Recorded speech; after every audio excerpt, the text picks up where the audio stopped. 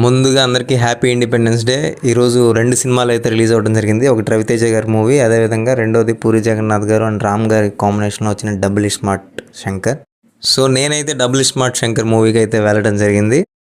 ఇక మూవీ విషయానికి వెళ్ళినట్లయితే సీక్వెల్ అంటే డెఫినెట్లీ అందరూ కూడా హై ఎక్స్పెక్టేషన్తో అయితే వెళ్తారు. ఈ మూవీ అయితే డెఫినెట్లీ ఆ ఎక్స్పెక్టేషన్స్ అయితే ఖచ్చితంగా రీచ్ అవ్వలేదని చెప్పాలి.